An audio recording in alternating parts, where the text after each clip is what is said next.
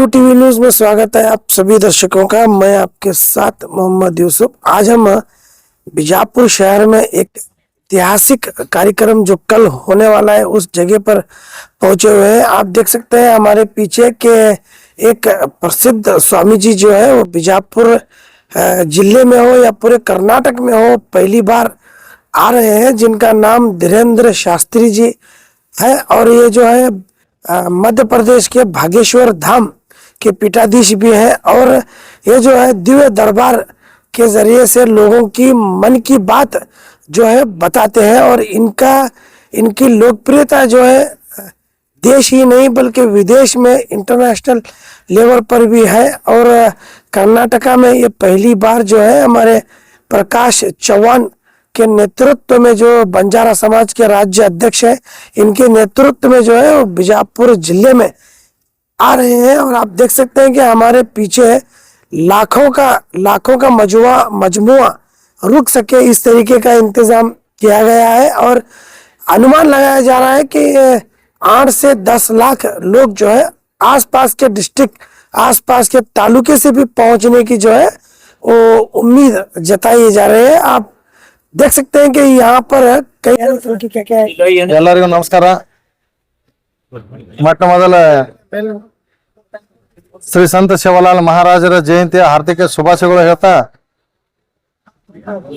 February 22, 2026 ನಾಳೆ ದಿನಾಂಕ ನಾಳೆ ಬೆಳಗ್ಗೆ 11 ಗಂಟೆಗೆ ಶ್ರೀ ಧೀರೇಂದ್ರ ಶಾಸ್ತ್ರಿ ಗುರುಜಿ ಅವರು ಆಗಮಿಸುತ್ತಾ ಇದ್ದಾರೆ। ಅವರು ನಾಳೆ ಬೆಳಗ್ಗೆ 11 ಗಂಟೆ ಸೋಲಾಪುರಲ್ಲಿ ಬಂದ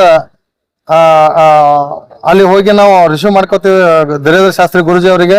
ಅಲ್ಲಿಂದ ಇಲ್ಲಿ ಬಿಜಾಪುರ ಬರ್ಬೇಕಂದ್ರ 12ವರೆಗೆ ಇಲ್ಲಿ ಬಂದ ರೀಚ್ ಆಗ್ತೇವೆ ಸರ್।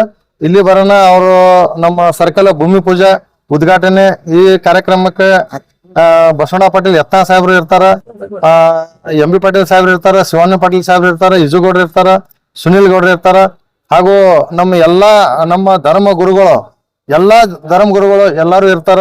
ಅವರು ಮುಂದಾಳತ್ವದಲ್ಲಿ ಈ ಸರ್ಕಲ್ ಭೂಮಿ ಪೂಜೆ ಮಾಡಿ ಆಮೇಲೆ ಇಲ್ಲಿದಿಂದ ಬಂಜಾರ ಸರ್ಕಲ್ ದಿಂದ ಮೆರವಣಿಗೆ ಪಾದಯಾತ್ರೆ ಸ್ಟೇಜ್ ನಮ್ಮ ಏನ ಕಾರ್ಯಕ್ರಮ ಸ್ಥಳ ಇದೆ ಸರ್, ಗುತ್ತಾಳ ಕೆರೆ ಹತ್ತಿರ, ಅಲ್ಲಿವರೆಗೆ ಈ ಕಾರ್ಯಕ್ರಮ ಇರುತ್ತೆ ಸರ್ ಮೆರವಣಿಗೆ। ಹಾಗೂ ಈ ಕಾರ್ಯಕ್ರಮ ಪ್ರಾರಂಭ ಆಗೋದು ಧೀರೇಂದ್ರ ಶಾಸ್ತ್ರಿಜಿ ಅವರು ವೇದಿಕೆ ಕಾರ್ಯಕ್ರಮ 2 ಗಂಟೆ ಪ್ರಾರಂಭ ಆಗುತ್ತೆ ಸರ್। ಆ ವೇದಿಕೆ ಕಾರ್ಯಕ್ರಮದಲ್ಲಿ ನಮ್ಮ ಸಮಾಜದ ಎಲ್ಲಾ ಧರ್ಮಗುರುಗಳು ಹಾಗೂ ಧೀರೇಂದ್ರ ಶಾಸ್ತ್ರಿ ಗುರುಜಿ ಅವರು ಎಲ್ಲರೂ ಬಂದು ಆ ಕಾರ್ಯಕ್ರಮ ಮಾಡ್ತಾ ಇದ್ದಾರೆ। ಅದಕ್ಕೆ ನಮ್ಮ ಸನಾತನ ಹಿಂದೂ ಬಾಂಧವರಿಗೆ ಒಂದು ಮಾತು ಹೇಳಕ್ ಇಷ್ಟಪಡ್ತೇನೆ। ನಮ್ಮ ಸನಾತನ ಹಿಂದೂ ಧರ್ಮ ನಮ್ಮ ಹಿಂದೂ ಧರ್ಮ ಇದು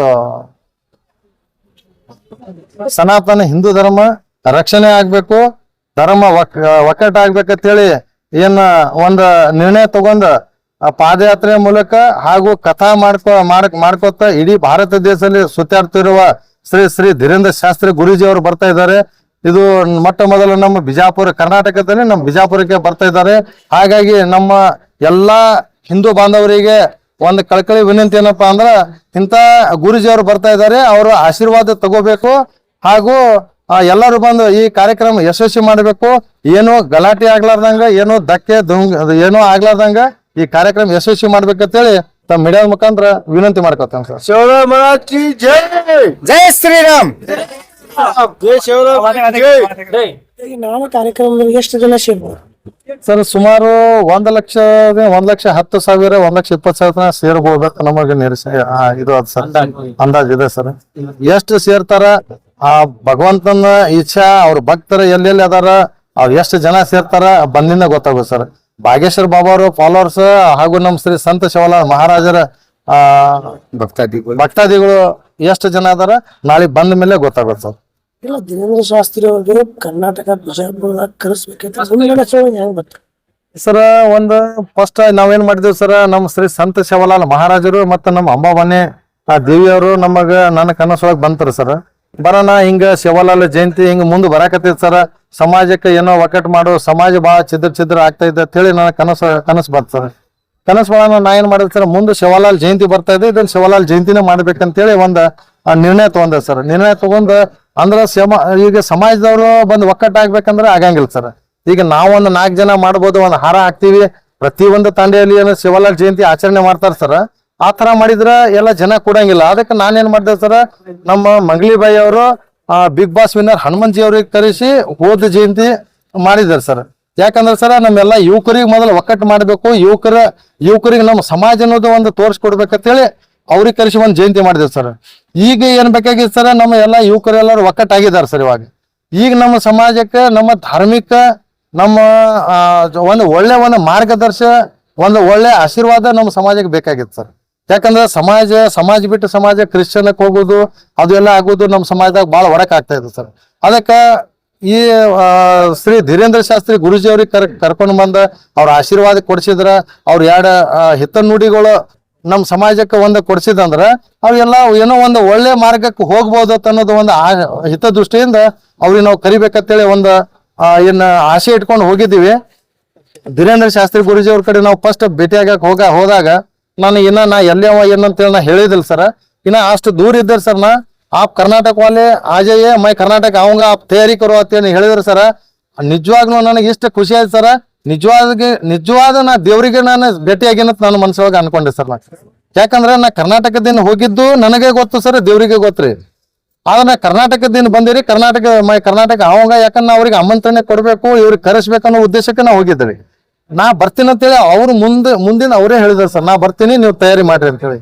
ಅದೇ ನಮಗೆ ಬಹಳ ಖುಷಿ ಆಯ್ತು ಸರ್. ಅದಕ್ಕೆ ಇಂಥ ಜಗತ್ತು ಗುರುಗಳಿಗೆ ನಾವು ತಗೊಂಡು ಬಂದ ನಮ್ಮ ಸಮಾಜಕ್ಕೆ ಏನಾರ ಒಂದು ಆಶೀರ್ವಾದ ಕೊಡ್ಸಿದ್ರ ಏನೋ ನಮ್ಮ ಒಂದು ಸಮಾಜಕ್ಕೆ ಒಂದು ಉದ್ಧಾರ ಆಗ್ಬೋದು ಅನ್ನೋ ಉದ್ದೇಶಕ್ಕೆ ನಮ್ಮ ಯುವಕರು ಎಲ್ಲ ಏನು ದುಷ್ಟ ಚಟಕ್ಕೆ ಏನು ಬಲಿ ಆಗ್ತಾ ಇದ್ದಾರೆ ಅಂಥವೆಲ್ಲ ಬಂದ್ ಆಗ್ಬೇಕು ಅಂತೇಳಿ ಆ ದೃಷ್ಟಿಯಿಂದ ಅವ್ರಿಗೆ ಕರೆಸಿ ನಾವು ಒಂದು ಆಶೀರ್ವಾದ ಕೊಡಿಸ್ಬೇಕಂತೇಳಿ ನಾಳೆ ಬೆಳಗ್ಗೆ ಅವ್ರು ಬರ್ತಾ ಇದ್ದಾರೆ ಸರ್.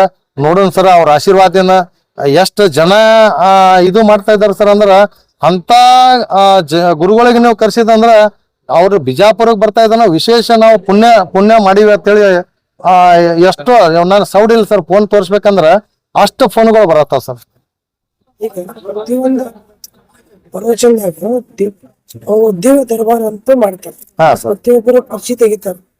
ಏನು ಅದೇ ಏನು ತೆಗಿತಾರ ಸರ್. ಆದ್ರ ಪರಿಚಯ ಅವ್ರು ಬರ್ಕೊಂಡ್ ತೆಗಿಯಂಗಿಲ್ಲ ಸರ್. ಅವ್ರ ಮನ್ಸರೇ ಇಷ್ಟ ಪಬ್ಲಿಕ್ ಒಳಗೆ ಎಟ್ರಿ 10,000 ಪಬ್ಲಿಕ್ ಇದ್ದು ತಿಳ್ಕೊರ್ ಸರ್. ಅದ್ರೊಳಗೆ ಯಾರ ಕರೀತಾರೋ ಗೊತ್ತಿಲ್ಲ ಸರ್, ಯಾರ ಭವಿಷ್ಯ ಹೇಳ್ತಾರೋ ಗೊತ್ತಿಲ್ಲ. ನೋಡೋಣ ಸರ್, ಯಾರ ಹಣೆ ಬರಕ್ ಏನೇನದ ಹೇಳ್ತಾರ ನೋಡೋಣ ಸರ್. ದೇವ್ರ ಇಚ್ಛಾ ಸರ್ ಅದು ಸರ್. ಮುಖಾಂತರ ಜನರಿಗೆ ಮಾಧ್ಯಮ ಮುಖಾಂತರ ಒಂದು ವಿಷಯ ಒಂದೇ ಮಾತು ಹೇಳಕ್ ಇಷ್ಟಪಡ್ತೀನಿ ಸರ್. ಇಂಥ ಧೀರೇಂದ್ರ ಶಾಸ್ತ್ರ ಗುರೂಜಿ ಅವರು ನಮ್ಮ ಕರ್ನಾಟಕಕ್ಕೆ ಬರ್ತಾ ಇದಾರೆ ಅಂದ್ರ ನೀವು ಪುಣ್ಯ, ನೀವೆಲ್ಲರೂ ಪವಿತ್ರ ಆಗ್ಬೇಕಂದ್ರ ನೀವೆಲ್ಲರೂ ಬಂದು ಆಶೀರ್ವಾದ ತಗೋಬೇಕು. ಇಂಥ ಗುರುಗಳ ಆಶೀರ್ವಾದ ತಗೊಂಡ್ರ ನಮಗ್ ಏನೋ ಒಳ್ಳೆ ಹಾದಿ ಸಿಗಬಹುದು, ಒಳ್ಳೆ ಆಶೀರ್ವಾದ ಸಿಗಬಹುದು ಅಂತೇಳಿ ನನಗ ವಿಶ್ವಾಸ ಆಯ್ತು ಸರ್. ಅದಕ್ಕೆ ತಾವೆಲ್ಲರೂ ಬಂದು ಆಶೀರ್ವಾದ ತಗೋಬೇಕಂತೇಳಿ ನಾ ಹೇಳಕ್ ಇಷ್ಟಪಡ್ತೇವೆ ಸರ್. ಪ್ರಕಾಶ್ ಬಾಳು ಚವ್ಹಾಣ, ರಾಷ್ಟ್ರೀಯ ಬಂಜಾರ ಪರಿಷತ್ ರಾಜ್ಯಾಧ್ಯಕ್ಷ, ವಿಜಯಪುರ. ಎಲ್ಲರಿಗೂ ನಮಸ್ಕಾರ. 287ನೇ ಶಿವಲಾಲ್ ಜಯಂತಿಯ ಸಲುವಾಗಿ 22ನೇ ತಾರೀಕಿಗೆ ನಾಳೆ ವೀರೇಂದ್ರ ಕೃಷ್ಣ ಶಾಸ್ತ್ರಿ ಅವರು ಬರತ್ತಾರ. ಬಿಜಾಪುರ ಜಿಲ್ಲಾದವರು, ಕರ್ನಾಟಕದವರು ಎಲ್ಲರೂ ನೀವೆಲ್ಲರೂ ಬಂದು ಈ ಕಾರ್ಯಕ್ರಮವನ್ನು ಯಶಸ್ವಿ ಮಾಡಬೇಕು ಮತ್ತು ಅವರು ಆಶೀರ್ವಾದ ಎಲ್ಲರೂ ಪಡಬೇಕಂತೇಳಿ ನಾ ಎಲ್ಲರಿಗೂ ಕೇಳ್ಕೊತೀನಿ. ಬಂಜಾರ ಸಮಾಜ ಇಲ್ಲ, ಎಲ್ಲಾ ಜಾತಿಯವರು ಬಂದು ಅವ್ರ ಪ್ರವಚನ, ಹಿಂದೂ ಧರ್ಮದ ಬಗ್ಗೆ ಪ್ರವಚನ ಕೇಳಿ ಹಿಂದೂ ಧರ್ಮ ಹೆಂಗ್ ರಕ್ಷಣೆ ಮಾಡಬೇಕು ಎಲ್ಲ ಹೇಳ್ಕೊಡ್ತಾರ. ಆ ರೀತಿ ನಾವೆಲ್ಲರೂ ಮಾಡಿ ಅವ್ರ ಮಾರ್ಗದರ್ಶನದಲ್ಲಿ ಕೂತು ಎಲ್ಲ ಕೇಳಿ ಈ ಕಾರ್ಯಕ್ರಮವನ್ನು ಅವ್ರ ಆಶೀರ್ವಾದ ಯಶಸ್ವಿಗೊಳಿಸ್ತೀವಿ.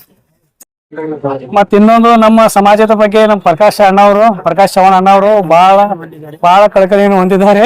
ಭಾರತೀಯ ಸಾಧನೆ ಈ ತರ ನಮ್ ಕರ್ನಾಟಕದಾಗ ಯಾರು ಮಾಡಿಲ್ಲ, ಮತ್ತೆ ಎಲ್ಲರೂ ಅಸಾಧ್ಯ ಆಗಿರೋ ಮಾತಿದು ಸಾಧ್ಯವನ್ನು ಮಾಡಿ ತೋರಿಸಿದ್ರು ಪ್ರಕಾಶ್ ಅಣ್ಣವರು. ಇವ್ರಿಗೂ ನಮ್ಮ ಸಮಾಜ ಕಡೆಯಿಂದ ಎಲ್ಲರೂ ನಾವು ಧನ್ಯವಾದಗಳನ್ನು ಪ್ರಕಾಶ್ ಅಣ್ಣವ್ರಿಗೆ ಹೇಳ್ತೀವಿ. ಆತ್ಮಿಕ ಶಿವಲಾಲ್ ಅಂದ್ರೂ ಕಡಿಮೆ ಇವರಿಗೆ ಅಷ್ಟು ಒಳ್ಳೆ ಕೆಲಸವನ್ನು ಮಾಡಿದ್ದಾರೆ. लेटेस्ट न्यूज अपडेट्स के लिए YouTube एक्सप्रेस को सब्सक्राइब कीजिए, साथ में बेल आइकॉन को भी क्लिक कीजिए। साथ ही साथ लाइक, शेयर और कमेंट करना ना भूलिए।